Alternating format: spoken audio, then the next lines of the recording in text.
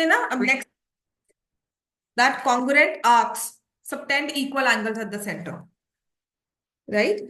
I told you about chords, क्या था? अब उसी चीज को दोबारा से रिपीट करना। I told you about chords, उसी चीज को दोबारा से रिपीट करना। So next it's about arcs, ठीक है? So congruent arcs subtend equal angles at the centre. Congruent arcs subtend equal angles at the center.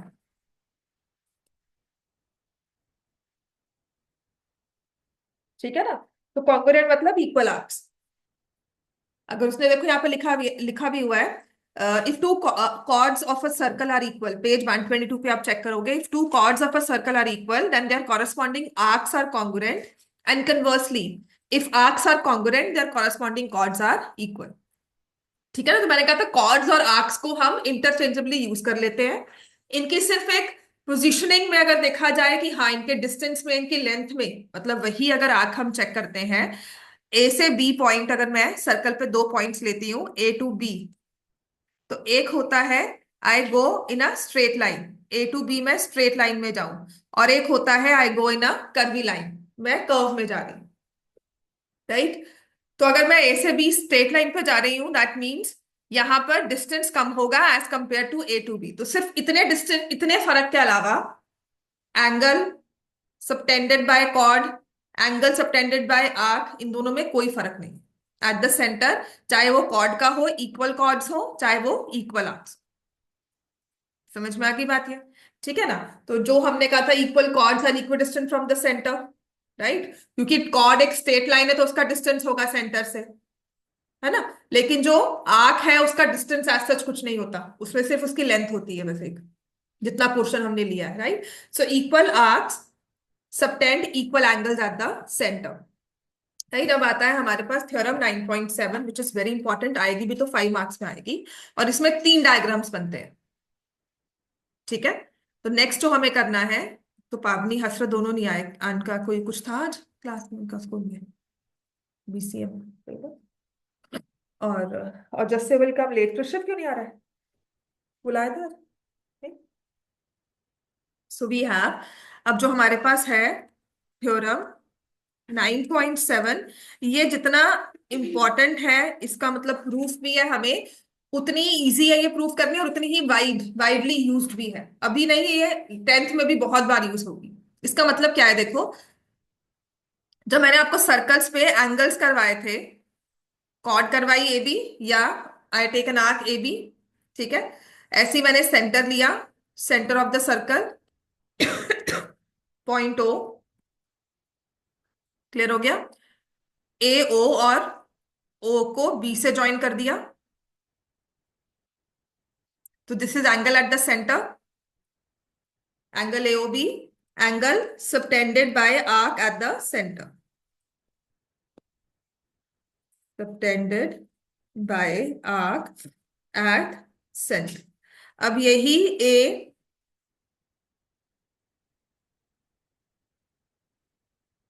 अब इसी आर्क के एंड पॉइंट्स को we take it on the circle, ठीक है ना? तो एंगल एसीबी होता है angle subtended by arc on the circle, ठीक है? देखो हम दो ही पॉइंट्स डिफाइन कर सकते हैं सर्कल में, ठीक है ना? जो किसी को भी मैं अगर कहती हूँ, एक तो सेंटर सबके लिए फिक्स होता है, अगर if I mark a circle, उसका सेंटर दे दूं, तो वो आपको मैं कहूंगी एंगल सेंटर पे बनाओ, तो सबका एंगल एक जैसा ही होगा।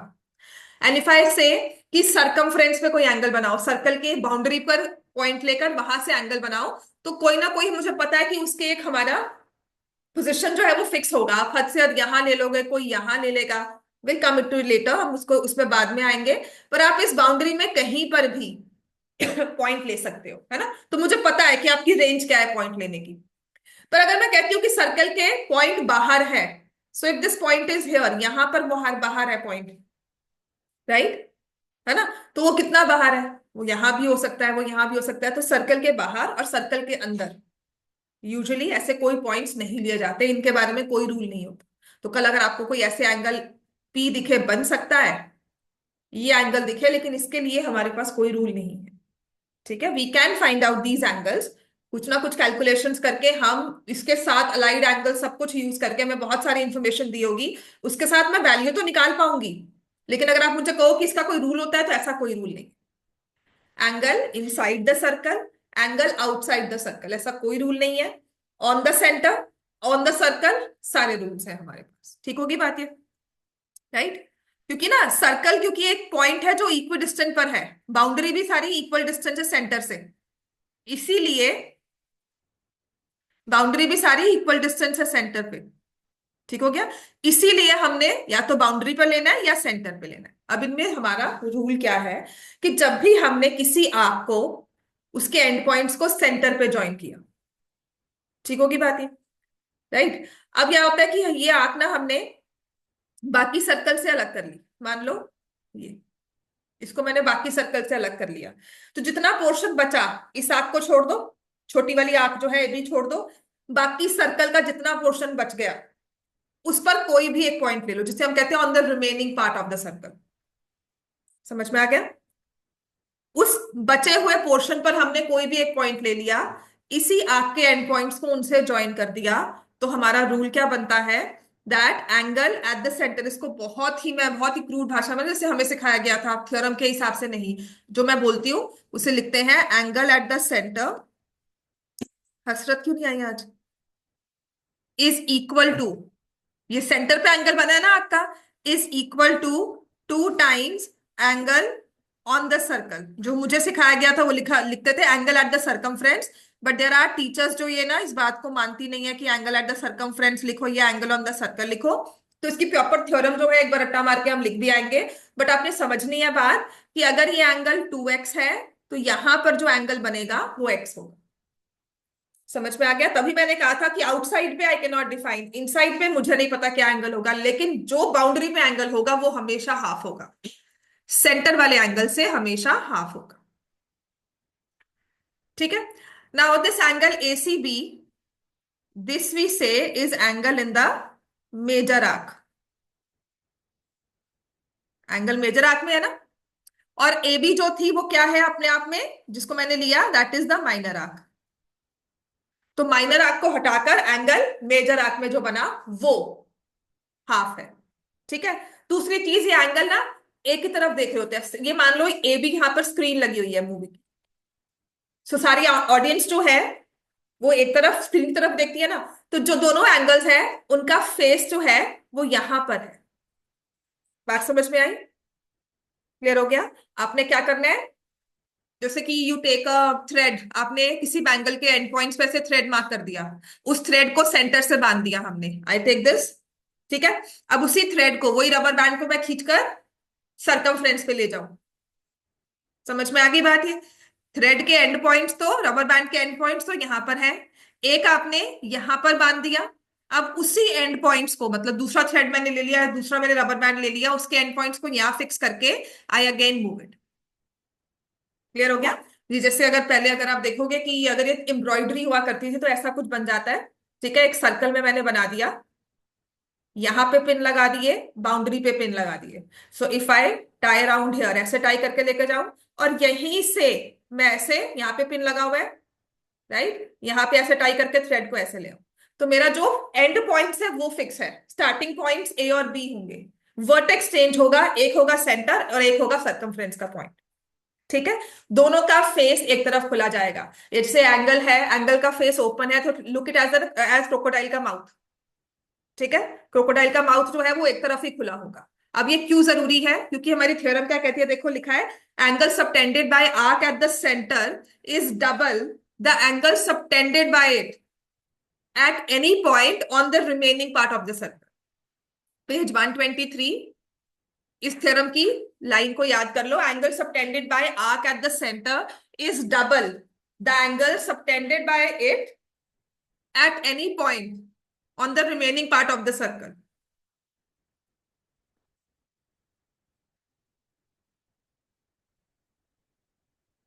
Angle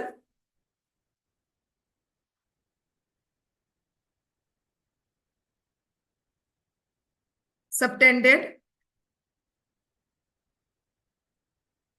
by an arc at the center is double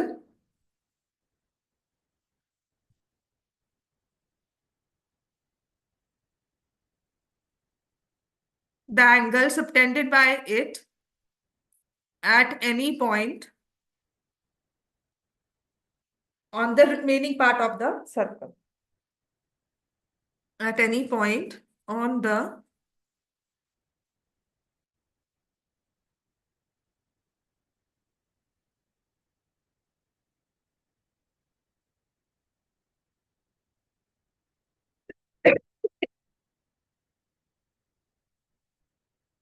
ठीक है, angle subtended by an arc at the center is double the angle subtended by it at any point on the remaining part of the circle. तो हमने ये centre लिया, ठीक है। अब देखो दो तरह से मैं आपको जो चीज समझा रही हूँ बहुत जरूरी है क्वेश्चंस में भी, ठीक है। एंगल एओबी लिया, मैं दो एंगल बनाऊंगी यहां पर, right. I am talking of this angle जिसको मैं मार्क कर रही हूँ, एंगल एओबी, ये सेंटर पे बना है। अब यहीं से मैंने थ्रेड टाई करके सर्कल के एंड पॉइंट्स पे सर्कमफ्रेंस बना होगा, ठीक है ना। जैसे एम्ब्रॉयडरी पहले हुआ करती थी, या पहले जो भी कहा जाता था कि एम्ब्रॉयडरी हम लगा रहे हैं, तो ऐसे हमने इसको टाई कर दिया। This is angle APB, right. एक एंगल इस तरह से भी मैं बना सकती हूँ, I take a point here, जो आर्क जिसकी हम बात कर रहे हैं ना, उसी पर अगर मैंने पॉइंट ले लिया, ले रही हूं एंगल ए क्यू बी, ठीक हो गया। अब मैं ना यहां पर लिख रही हूं एक्स,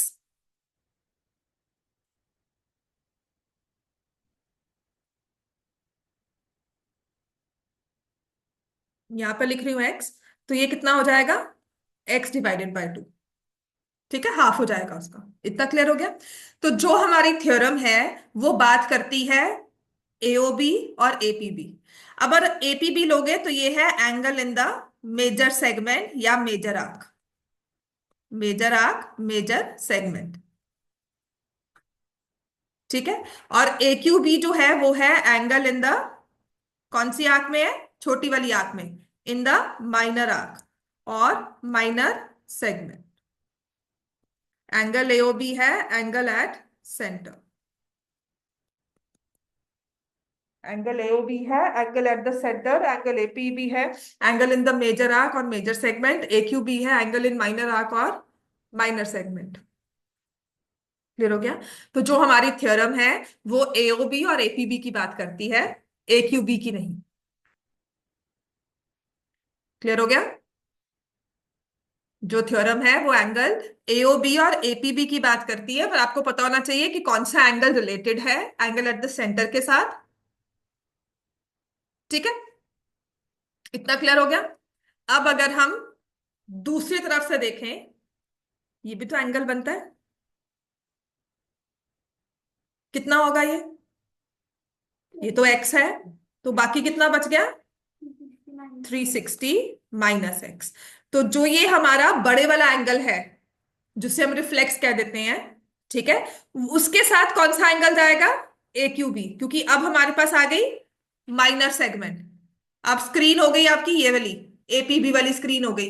ये एंगल यहां देख रहा है, इसका मुंह जो है क्रोकोडाइल का है वो it's opening towards the opposite side, तो जो ये एंगल होगा ये वाला होगा, ये भी इधर की तरफ ही जाएगा। क्लियर होगी बात ये। क्वेश्चन ये आता है कि आपको एक एंगल दे दिया सेंटर पे, angle made in the major segment, angle made in the minor segment, दोनों की वैल्यूज निकालो, ठीक है। या फिर आपको एमसीक्यू दिया जाता है कि this is the angle at the center, what is the angle made by the arc in the major segment. तो आपको पता होना चाहिए कि आप कौन सा एंगल निकाल रहे हो। समझ में आ गई बात ये। जो हमारी थ्योरम है वो इसके और इसके साथ काम करेगी। क्लियर हो गया। Now the question is, theorem को प्रूफ तो हम करते हैं किसके साथ, जो उसका है 360 माइनस एक्स है ना ये, तो इसका हाफ होगा। So A Q B will be in this case 360 minus X divide by, ठीक है। अब ये क्वेश्चन बहुत जरूरी है, आपकी बुक का सेकंड क्वेश्चन भी आई थिंक ये जो आता है, और इसमें गलती भी होती है। और लास्ट ईयर भी आपके बोर्ड पेपर में 2 नंबर का क्वेश्चन यही था जो मैं अभी आपको करवाऊंगी। 2 मार्क्स बोर्ड पेपर 10th के। ठीक है। And I had student saying कि मैम ये तो 10th 9th का क्वेश्चन है, 10th में कैसे दे दिया, तो आउट ऑफ सिलेबस है। आउट ऑफ सिलेबस नहीं था, पूरे ग्रेस मार्क्स उसके कोई नहीं मिलेंगे आपको। ठीक है। So make sure that you remember these things. उसमें क्या दिया हुआ है देखो यहाँ पर, ये एंगल एओबी हमें गिवन है। Angle made bye arc at the centre. ठीक है। और आपसे पूछा जाता है, लेट मी से दिस इज 100 डिग्रीज। ठीक है। यहां देखो, ड्रॉ करो circle with center O. Angle AOB आपको दिया हुआ है 100 डिग्रीज। और यहां पर मैंने पॉइंट लिखा Q. Find the measure of angle A Q B. Seriously 2 number का क्वेश्चन था हमारा लास्ट ईयर बोर्ड पेपर, मेरे पास अभी भी है, और तीनों सेट्स में था। तो ऐसा कुछ नहीं है कि मुझे नहीं आया उसको आया, जिसको भी आया वैलिड क्वेश्चन था ये। And something that you can not contest, इसमें आप कोई कंटेस्ट भी नहीं कर सकते आपको कि बाद में इसमें हम कहेंगे ग्रेस नंबर मिले या कुछ नहीं होगा, because this would stay as a part of the paper.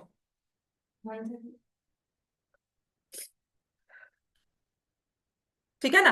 आपका बाकी एंगल कितना रहा ये, 360 माइनस 100 कितना हो गया, 260। तो जब आप ए क्यू बी बनाओगे तो ये 260 का हाफ हो जाएगा। ठीक है। 260 का हाफ हो गया, that will be equal to 130 degrees. इतना क्लियर हो गया सबको। अब थ्योरम पे आते हैं, थ्योरम प्रूव करते हैं।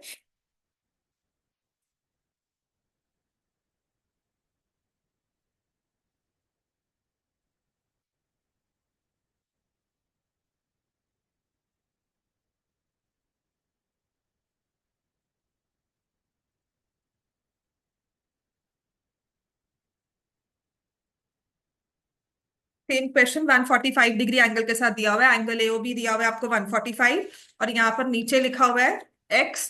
Find the value of angle X. ठीक होगी बाकी। तो this was there in board papers. चलो अब आते हैं थ्योरम पे, जो कि बहुत इंपॉर्टेंट है, 5 नंबर की थ्योरम पूरी आ सकती है ये आपको। ठीक है। इसमें आपने क्या करना है, हमेशा प्रूफ एक ही रहेगा लेकिन फिगर 3 बनेगी। Angle subtended by arc at the centre is double the angle subtended by it on the remaining part of the circle eight any point on the remaining part of the circle. ठीक है। तो आपको मैंने कहा ना, जैसे मैंने AC भी बिल्कुल ऊपर बनाया, कोई साइड पे ले ले तो वो भी चलेगा। तो 3 सर्कल्स ड्रॉ करो। हम इसको ना तीनों तरह से प्रूफ करते हैं, क्योंकि आंख हमें क्या पता, आपको मैम ये तो छोटी सी आंख थी इसलिए हुआ। अगर सेमी सर्कल होगा तब भी है, अगर मेजर आर्क ऐसा होगा तब भी है। ठीक है। तो आपने एक पॉइंट लेना है, और तीनों में कोई डिफरेंस रहता है, सेंटर वही होगा, ताकि हमारा प्रूफ एक ही रहे। हर बार तीनों प्रूफ नहीं लिखने हमने।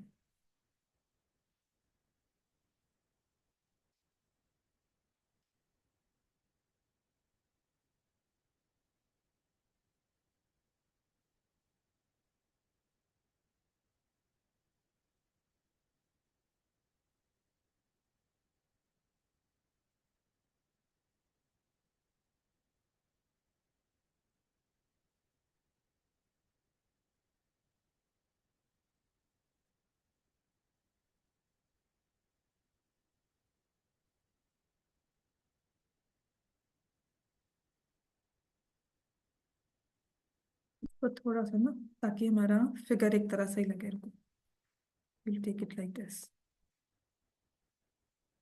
इसको थोड़ा सा ऊपर और ले लो, ताकि फिगर एक जैसी लगे फिर हमारी ना प्रूफ में।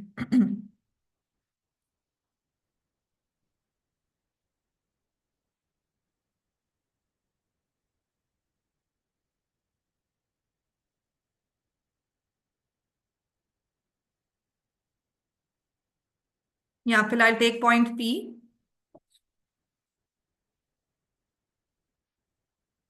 यहाँ पर भी आई टेक पॉइंट पी।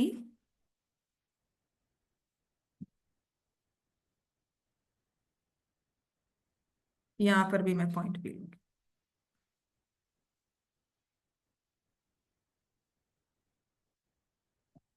ठीक हो गया। अब हर जगह आपने क्या करना है, ज्वाइन ओपी कंस्ट्रक्शन हमारी होगी join OP in every case. हर एक केस में आपने ओपी को ज्वाइन कर देना है।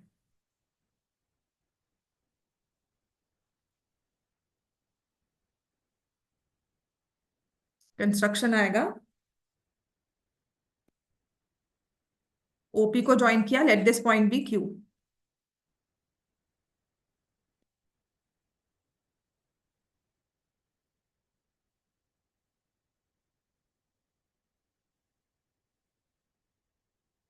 समझ में आ गया। और यहाँ पे फर्स्ट हमारा लिखना है arc is a minor arc,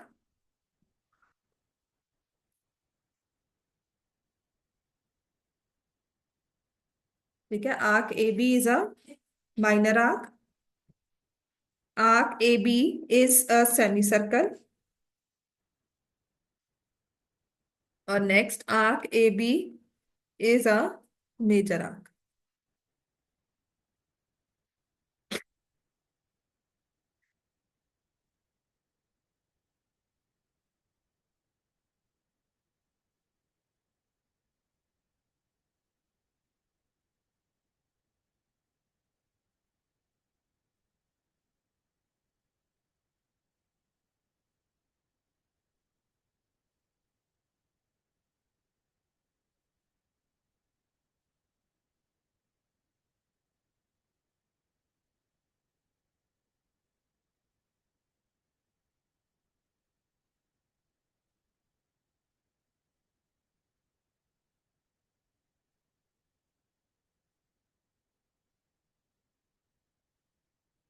clear हो गया इतना बच्चों सबको?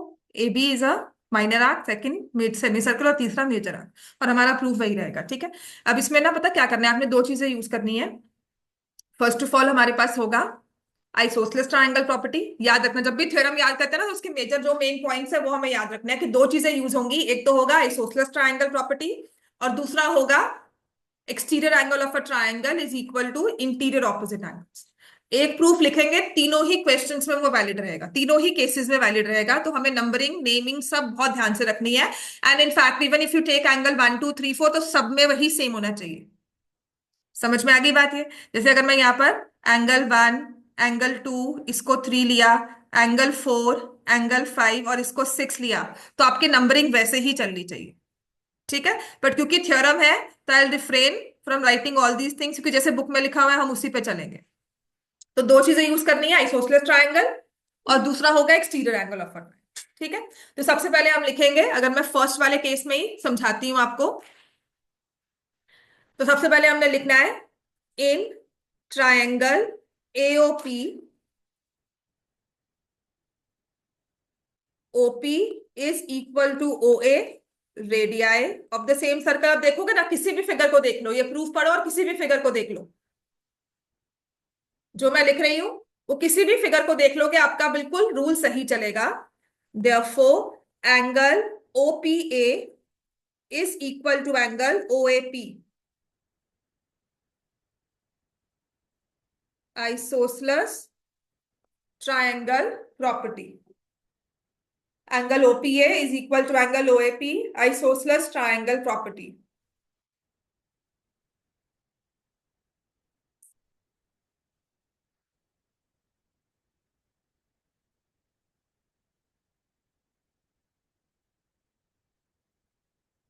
इतना क्लियर है सबको? ठीक है। एक ये चीज लिखनी है, सिमिलरली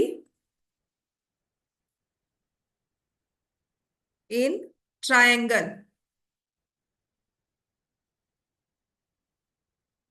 बीओपी,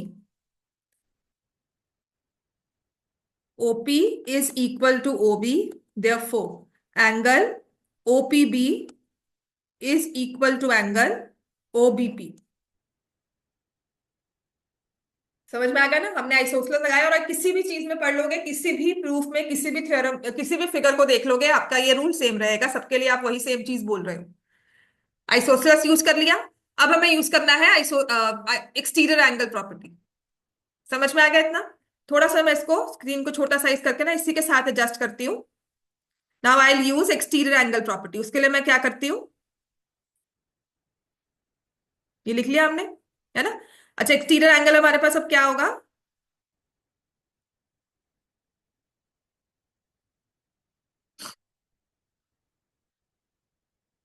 इन triangle AOP, exterior angle property use करनी है, in triangle AOP angle AOQ is equal to angle OPA plus angle OAP, और ब्रैकेट्स में लिखोगे exterior angle of a triangle is equal to sum of two interior opposite angles. बात समझ में आ गई कि जो हमारा ये एक्सटीरियर एंगल है, ये दो एक्सटीरियर एंगल्स, दो इंटीरियर एंगल्स के सम के इक्वल होता है।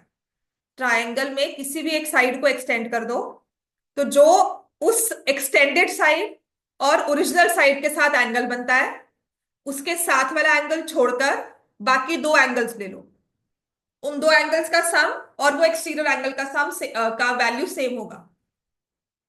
समझ में आ गया कि अगर ये एंगल x है और ये y है, तो ये एंगल हो जाएगा x plus Y.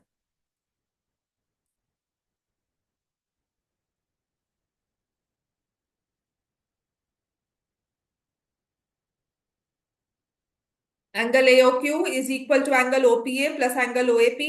Exterior angle of a triangle is equal to sum of two interior opposite angles. इतना क्लियर हो गया। और ऐसे ही हमें दूसरे वाले ट्राइंगल में भी लेकर जाना है इसको। कौन से वाले में? डीओपी। देखो दो ही ट्राइंगल ले रहे, दोनों आइसोसेलेस है और दोनों में हमने एक्सटीरियर एंगल प्रॉपर्टी लगानी है। ठीक है, पर यहां पर देखो, क्योंकि मैंने लिखा है यहाँ पर ओपीए और ओएपी इक्वल है ना, और मुझे चाहिए एंगल ओ ये वाला सामने वाला, क्योंकि हम इन दोनों की बात करें, ये तो एंगल ऐसे ही बीच में नहीं आया कभी भी हमारे रूल में समझने में, है ना। तो मैं इस वाले एंगल की बात कर रही हूँ ना, तो क्या मैं यहां पर ये लिख सकती हूँ, और angle A O Q is equal to, मैं ओपीए एंगल रखूंगी, angle OPA plus angle OP, therefore angle AOQ is equal to angle 2 times angle OPA। बात समझ में आ गया। ऐसे ही देखो similarly in triangle BOP, BOQ sorry, BO BOP, ठीक है, ठीक है ना, BOP angle BOQ is equal to angle OPB plus angle OBP। यहां से BOQ is equal to 2 times angle OPB। इसको नंबर 1 लिया, इसको नंबर 2 लिया।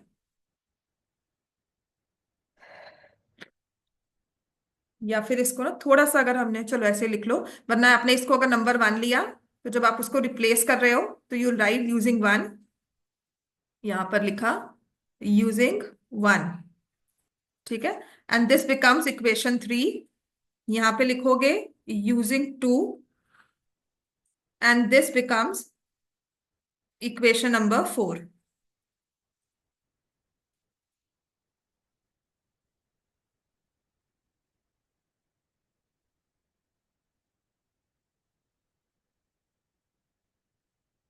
क्लियर हो गया। आप कुछ नहीं करना, इन दोनों को ऐड कर दो, एड इक्वेशन 3 इक्वेशन नंबर 4, ठीक है, add equation number 3 equation number 4, add 3 and 4।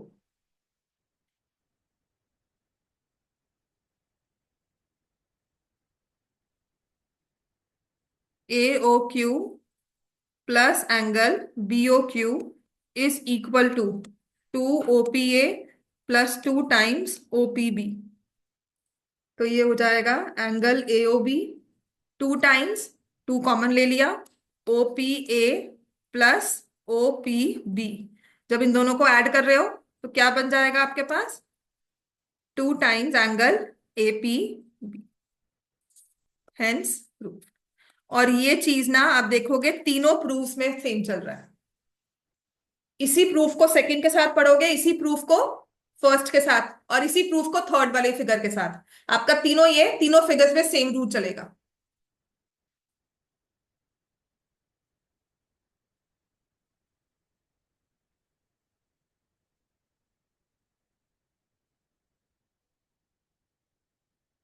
समझ में आ गया?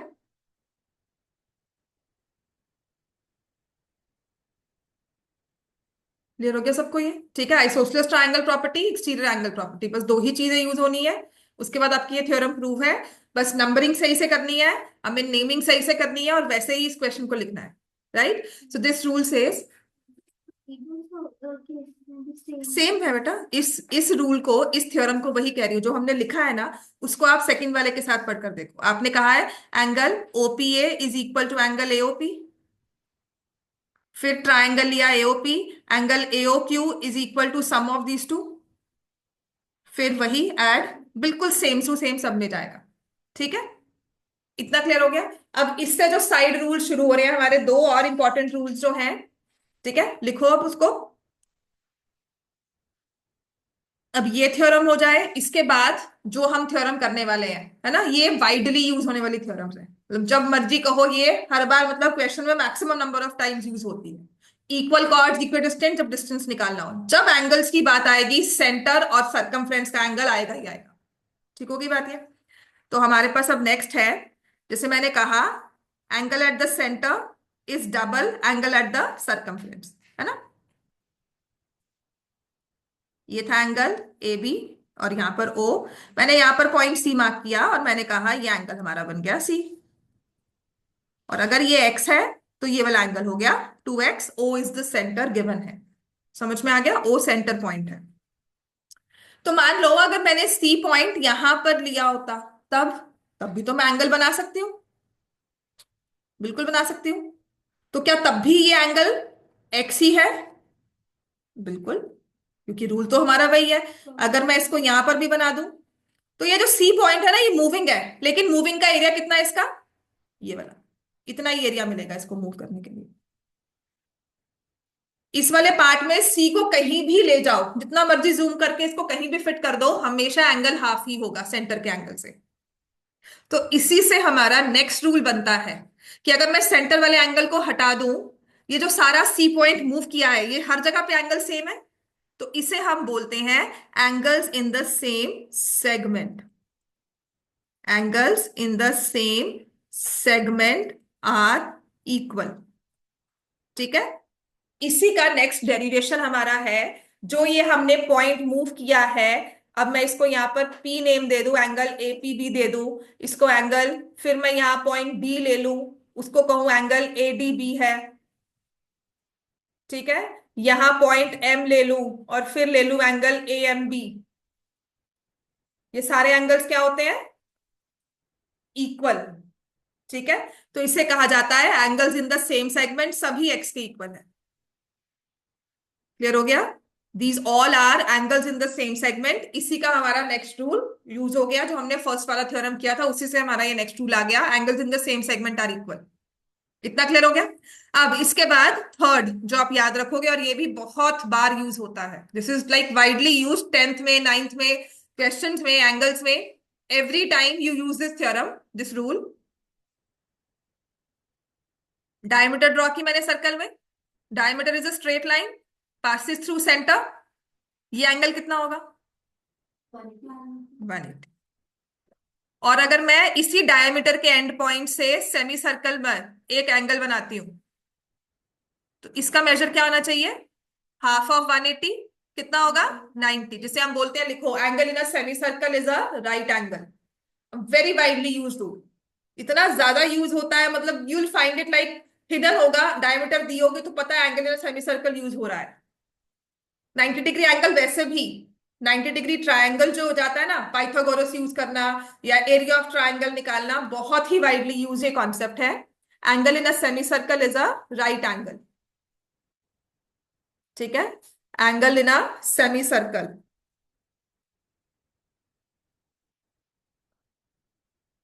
Semi circle is a right angle. Angle in a semicircle is a right angle.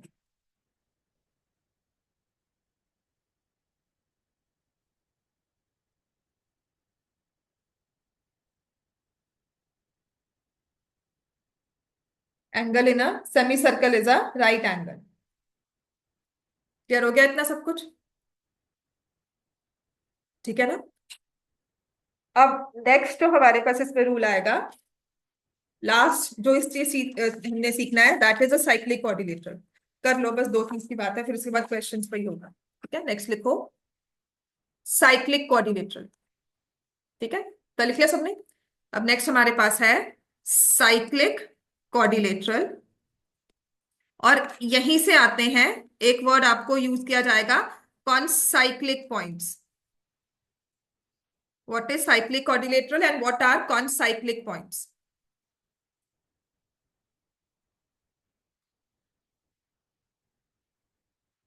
8 point से पास होते हुए कितने सर्कल्स होते हैं? How many circles through 1 point? Infinite. 2 points, 3 points. मतलब मैं रैंडमली कोई भी आपको 3 नॉन कोलिनियर पॉइंट्स दूं, आप हमेशा उसमें से एक सर्कल ड्रॉ कर सकते हो, उनसे पास करता हूं। ये मैंने आपको पहले भी कहा था ना कि हर ट्राइंगल के पास एक सेमी सर्कल, एक सर्कम सर्कल होता है। Every triangle has a circum circle. 3 non collinear points मतलब एक ट्राइंगल बन गया। ठीक है, और इस ट्राइंगल से पास होता हुआ एक सर्कल तो ड्रॉ हो ही जाएगा। ठीक है ना, जैसे 2 पॉइंट्स मैंने मार्क किए, क्या इनको स्ट्रेट लाइन पे इनको ज्वाइन करके एक स्ट्रेट लाइन बन सकती है? 2 पॉइंट्स को ज्वाइन करके हमेशा स्ट्रेट लाइन बन सकती है ना। आपको याद होगा, आपको जब ग्राफ पे लाइन ड्रॉ करनी सिखाई जाती है तो आपको 3 पॉइंट्स कहते हैं ना लोग। 2 पॉइंट्स के साथ आपको कभी भी कहेंगे लाइन नहीं ड्रॉ करनी, मे टेक 3 पॉइंट्स, हमेशा 3 पॉइंट्स मार्क करके हम हमेशा ग्राफ पर लाइन ड्रॉ करते हैं, है ना। कोई भी इक्वेशन अगर ड्रॉ करते हैं लाइन की, जैसे मैंने 2x + 3y दिया हो, तो I always advise take 3 points.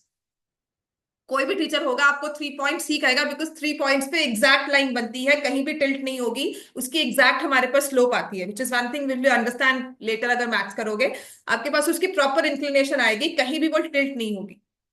ठीक है ना। तो कोलिनियर पॉइंट्स मिनिमम 3 होते हैं, कि अगर 3 पॉइंट्स एक लाइन पर होंगे तो वो कोलिनियर है। 2 से तो मुझे पता है स्ट्रेट लाइन बन ही जाती है, ऐसे ही 3 पॉइंट्स के साथ तो मुझे पता है सर्कल बन ही जाएगा। 3 non collinear points.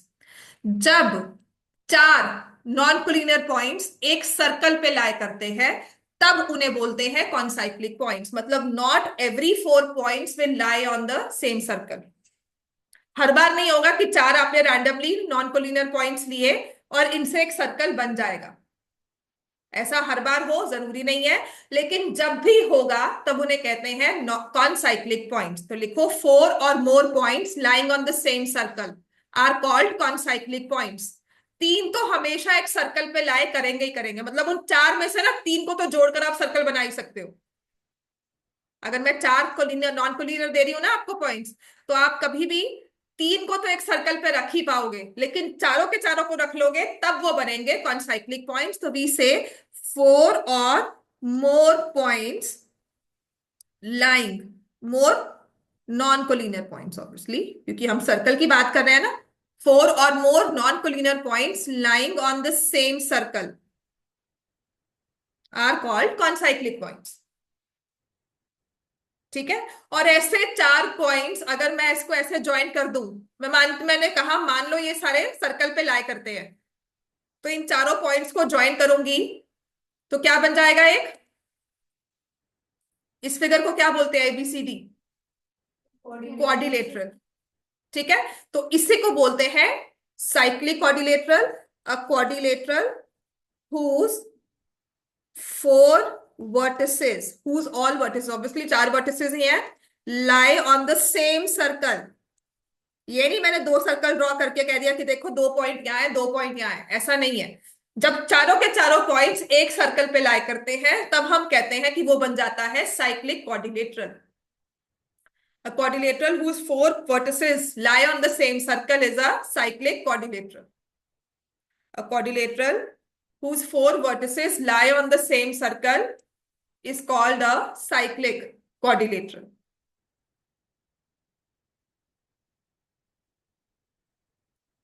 Concyclic points कौन से हुए? 4। जो भी जितने भी पॉइंट्स अगर सर्कल पे लाई करते हैं तो उन्हें हम बोलते हैं कॉन्साइक्लिक पॉइंट्स। और साइक्लिक क्वाड्रिलेटरल होता है a quadrilateral whose all the 4 vertices lie on the same circle.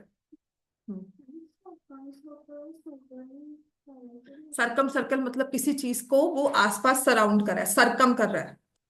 Circumspect होता है या सरकमफ्रेंस होता है, तो मतलब आसपास वाला एरिया। तो सरकम सर्कल मतलब वो किसी ना किसी चीज को सराउंड कर रहा है।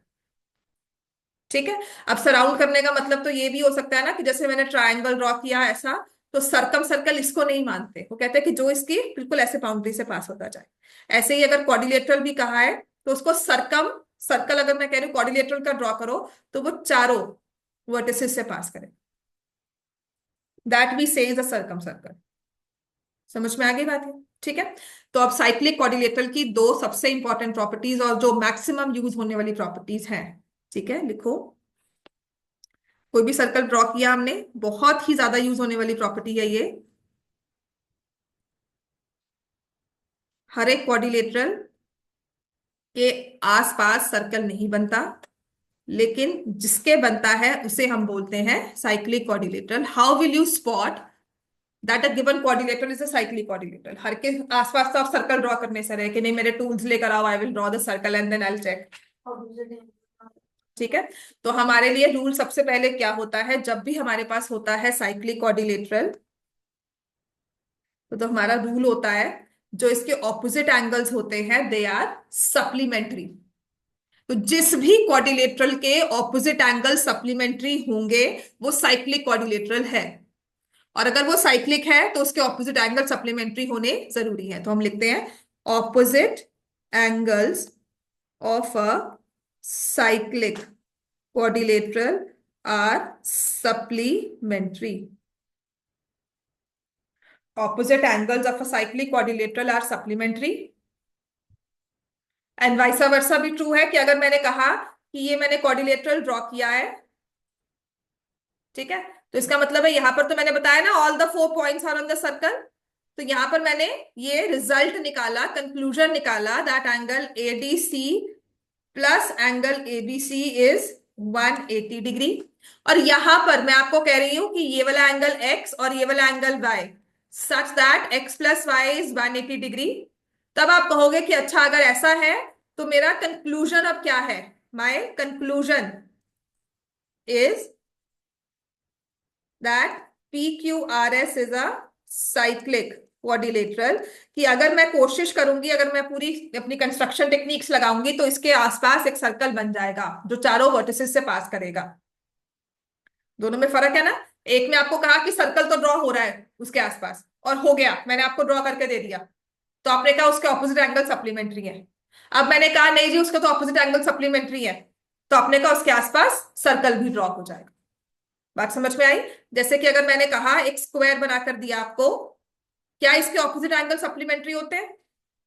इक्वल तो है ही है, लेकिन क्या इसके सप्लीमेंट्री है? यस। तो एक स्क्वायर के आसपास हमेशा एक सर्कल बन सकता है। रेक्टेंगल के ऑपोजिट एंगल सप्लीमेंट्री है तो हमेशा रेक्टेंगल भी एक सर्कल में फिट हो जाएगा। क्लियर हो गया? लेकिन क्या रोम्बस के ऑपोजिट एंगल सप्लीमेंट्री होते हैं? वी कैन नॉट से, है ना, वी डोंट नो 60 120 है, ऐसा तो होगा नहीं because opposite angles are equal in that case, right? तो not all rhombus can fit inside a circle, same in case of a parallelogram. और रैंडमली कोई भी हमने क्वाड्रिलेटरल ले लिया जिसमें 50 और 130 दे दिया एंगल, ऑपोजिट एंगल्स इक्वल नहीं है, रैंडमली कोई भी क्वाड्रिलेटरल है, so then that is a cyclic quadrilateral. समझ में आगे बात ये? और अगर एक सेट सप्लीमेंट्री दूसरा भी हो गई, एग्जैक्टली वन सेट अगर सप्लीमेंट्री है, एक्स और वाई अगर सप्लीमेंट्री है, तो मुझे पता है कि ये दो एंगल्स भी आपस में सप्लीमेंट्री होंगे। Sum of all angles of a quadrilateral 360, जिसमें से दो का सम क्या हो गया? 180, तो बाकी दो के पास भी क्या रहा? समझ आ गई बात ये? ठीक है। अब ये इसके बाद जो मैं आप सिखा रही हूँ आपकी बुक्स में रूल नहीं दिया हुआ, लेकिन अगर ध्यान रखोगे तो डायरेक्टली बहुत बार यूज हो सकता है। ये कुछ ऐसा नहीं है कि मैं कुछ अलग से चीज सिखा रही हूँ, उसी का फर्दर जो हम ऑपोजिट एंगल सप्लीमेंट्री लेते हैं ना, उसी को फर्दर यूज करके ये रूल निकाला हुआ है। बट हाँ, इसे एज अ रूल पढ़ लोगे तो कुछ क्वेश्चंस बहुत इजीली सॉल्व हो जाते हैं। So I have drawn this a cyclic quadrilateral, ठीक है। इसमें मैंने एक साइक्लिक क्वाड्रिलेटरल ABCD ड्रॉ किया हुआ है। तो मुझे पता है कि अगर ये एंगल एक्स है और अगर ये एंगल वाई, हाँ जी क्या हो गया? ठीक से बैठ। अगर ये एंगल एक्स है और अगर एंगल वाई है, what can I say about this angle? अच्छा, एक्स प्लस वाई के बारे में हम क्या बोल सकते हैं? सप्लीमेंट्री है। अब मैंने क्या किया, जो ये क्वाड्रिलेटरल ABCD था इसकी एक साइड AB को एक्सटेंड कर दिया, तो angle CBE is the exterior angle of the quadrilateral. CBE क्या है? Exterior angle of the quadrilateral. ठीक हो गया ना? तो अगर ये एंगल सीबीई है, आप रूल देखो ना, ये और ये वाला angle, angle CBE plus Y किसके इक्वल हो गया? लीनियर पेयर है ना? तो एंगल सीबीई की वैल्यू क्या हो गई? 180 माइनस वाई, और 180 माइनस वाई एक्स के इक्वल है। तो इसका मतलब यहां पर ये चीज ना बुक्स में अब एक्सप्लिसिटली मेंशन नहीं की जाती, बट इससे एज अ रूल याद कर लो। कुछ क्वेश्चंस बहुत इजी हो जाएंगे आपके नेक्स्ट क्लास में भी, इन case of your class 10th also. आपको एक क्वेश्चन अगर ये यूज करते हो तो कहीं ना कहीं क्वेश्चन बहुत इजीली आंसर हो जाता है। ठीक है, जिसमें हम लिखते हैं exterior angle of a cyclic quadrilateral. Book में देखो नहीं दिया हुआ ये रूल, पहले मेंशन किया जाता था एज अ सब पॉइंट ही, अब नहीं दिया होता कहीं पर। ठीक है, sum of either pair of opposite angle supplementary, उसके बाद कुछ नहीं मेंशन किया था, बट हमें ये रूल एज अ रूल पढ़ाया करते थे कि नहीं इसको याद करना है, बिकॉज डायरेक्टली यूज होता है फिर। Exterior angle of a cyclic quadrilateral is equal to interior opposite angle. ये वाला लिया ना, इसके साथ लिंक में ना हमें दो एडजेसेंट वाले एंगल्स तो नहीं लेने, बिल्कुल जो इसके ऑपोजिट में होगा उसे लेना है। Exterior angle of a triangle is equal to its interior opposite angle. ठीक है ना? उस एक्सटीरियर एंगल का एक एडजेसेंट वाला एंगल ये हुआ, एक ये हुआ, इन दोनों को छोड़ दो, जो बच गया वो। और ये तो हम बिल्कुल एडजेसेंट वाला ले रहे हैं, इसको तो लेना ही नहीं है ना? ये तो लीनियर पेयर में आ गया। तो इसको छोड़कर बाकी जो तीसरा एंगल, जो हमारा फोर्थ एंगल बनता है, उसके इक्वल होगा। तो दिस इज वन रूल जो हमें यूज करना है। Exterior angle of a triangle of a cyclic quadrilateral is equal to interior opposite angle. Exercise 9.3 question number 2 important भी है, 1 मार्क में एमसीक्यू में भी आ सकता है और 2 मार्क्स में भी। ठीक है, एक्सरसाइज 9.3 क्वेश्चन नंबर 2 करना है पहले, उसके बाद 1 स्टार्ट कर देंगे। पहले 5 क्वेश्चन तो बड़े आराम से प्रूव हो जाते हैं इसके। इसमें जो एग्जाम्पल नंबर 3 है ना, नहीं एग्जाम्पल 5, वो थोड़ा लंबा है, जिसे आराम से मतलब प्रूव करना होगा। क्वेश्चन एग्जाम्पल 2, 3, 4 आराम से हो जाएंगे। Example 4 and question number 10 I think same है बिल्कुल।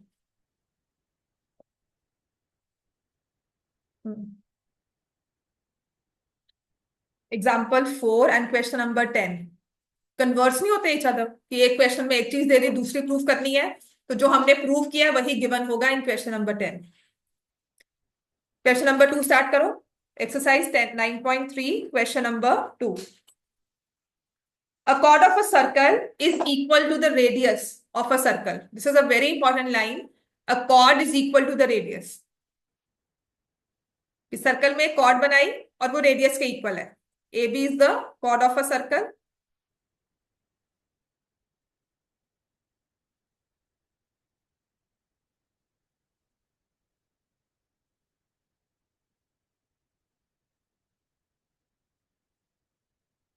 ए B is chord of a circle, it is equal to radius of the circle.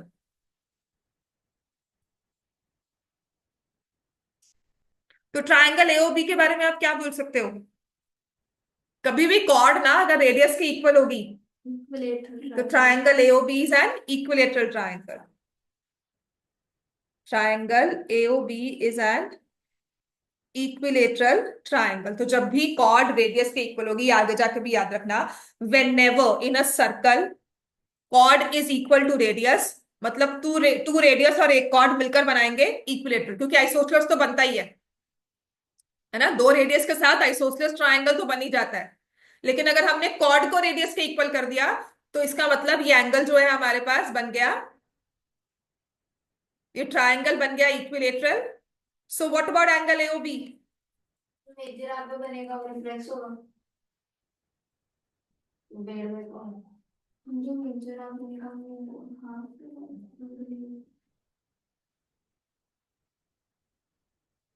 चलो एंगल एओबी की वैल्यू बताओ। ट्रायंगल एओबी इक्विलेटरल है ना, तो what about angle AOB? Angle AOB किसके equal है? 60 डिग्री, है ना। तो उसने दो चीजें पूछी है, मेजर आर्क माइनर आर्क। मैं इसलिए इसको ध्यान से करवा रही हूँ क्योंकि कभी कभी ये क्वेश्चन क्या होता है, जैसे हमारा 10th में आया था, they asked about this angle.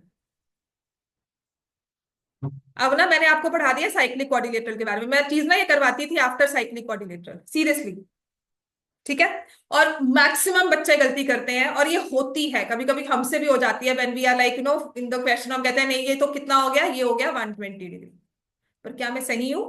ओ जो है पॉइंट ऑन द सर्कल नहीं है, साइक्लिक नहीं बन रहा। And this is one common mistake every one of us at some point or other have done. ठीक होगी बात। तो मैंने सोचा था कि इस बार मैं ये चीज ना पहले करवाऊंगी कि क्यू जो है वो इस वाले एंगल के साथ रिलेटेड है। समझ में आ गई बात ये? ठीक है ना।